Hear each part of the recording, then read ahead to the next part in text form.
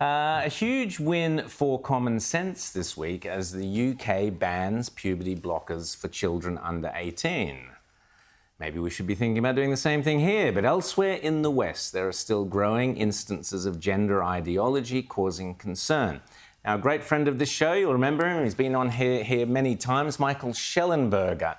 He's the same journalist who exposed much of the climate hoax, who's brought us the Twitter files, and has now exposed the previously secret meetings of the World Professional Association of Transgender Health. That's WPATH, or WPATH, if you like. And what they reveal about the West's approach to gender healthcare is absolutely shocking. Joining us now is Michael Shellenberger. Michael, always great to see you. Hope you're well over there in the States. The work you've done on this is groundbreaking. It's gone all around the world this week. Tell us about it and how you came to expose these files, and more importantly, what is in there that is so disturbing. Sure. Well, thanks again for having me on. It's a dark topic. This is the organization. It's called WPATH, and it's the so-called Transgender Medical Association that all of the major medical associations in the world rely on.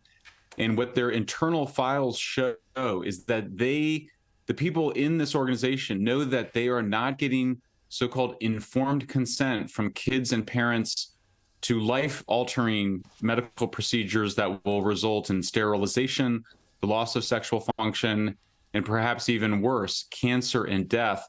We see kids as young as 10, 14, 13-year-olds with developmental delays discussed as potential patients to receive puberty blockers, as well as cross-sex hormones and surgeries. We see people with schizophrenia who are homeless discussed as candidates for surgery. We see people talking about giving drugs and surgeries to people with developmental delays, but also with dissociative identity disorder, which used to be called multiple personality disorder. So what we're seeing is a really shocking case of medical mistreatment. I mean, it's definitely one of the worst in history. It might be the worst, of the last couple hundred years, honestly. When you look at sterilization, lobotomies, these are irreversible decisions being performed on a lot of times young people or vulnerable adults that have highly treatable psychiatric disorders like anxiety or autism spectrum, or they're just gay or lesbian kids or adults. But then you also have people with more serious mental illness. In both cases, these are totally inappropriate medical mistreatments. It's quite shocking to read because they have been claiming that this is based on science and good medicine, but they themselves acknowledge when you read these files, and there's also a video I should point out, they themselves acknowledge that they really don't know what they're doing. They're sort of making it up as they go along and sort of giving each other advice in a sort of chat room environment. It's really awful stuff to read, and it really couldn't come to an end any sooner. Let's have a quick look. Here we go. I think now that I follow a lot of kids into their mid-20s, I'm always like, oh, the dog isn't doing it for you, right? Yeah, they're like, no, I just found this, wonderful partner, and now we're kids, and da-da-da. So they're discussing the dog ain't going to do it for you. The fact that a lot of these young, confused kids having these treatments end up with all sorts of lifelong consequences, sexual function issues, infertility. And in that instance, they're talking about patients who want to have children and they find they can't. And there was such a callousness to how casually that was discussed, Michael. Yeah, and you really see the way that ideology is driving this. So in that same conversation, there's a point where they say, yeah, we really don't know how to explain to 14-year-olds that they won't be able to have kids in the future. They may lose sexual function. So gosh, that's something we need to figure out how to do. Well, no, the answer is stop performing these gruesome medical experiments on children. 14-year-olds can't possibly understand that they may want to have kids, in their 20s and 30s. So that's the right response, is to go, yeah, we don't know how to explain it to kids. That means that they're too young to be doing these procedures on. And yet they were sort of planning ahead, being like, oh, yeah, it's this big mystery. We don't know how to deal with this problem.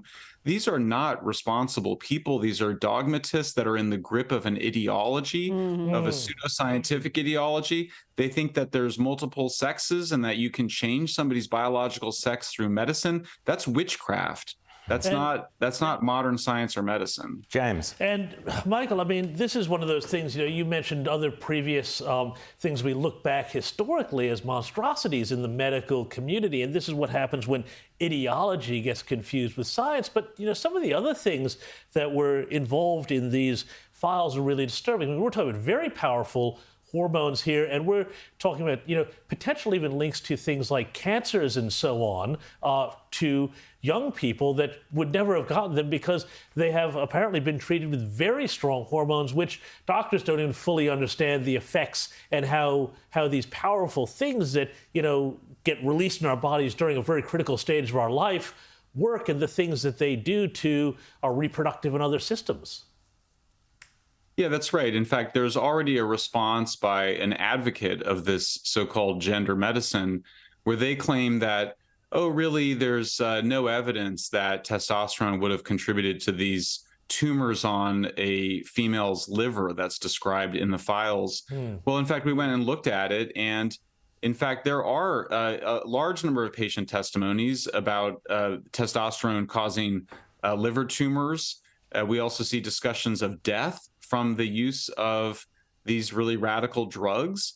And in fact, it turned out in that particular case of the liver cancer that the females' livers are more susceptible to the threat of testosterone because the livers of women are different. The differences. Who'd have guessed? Go figure.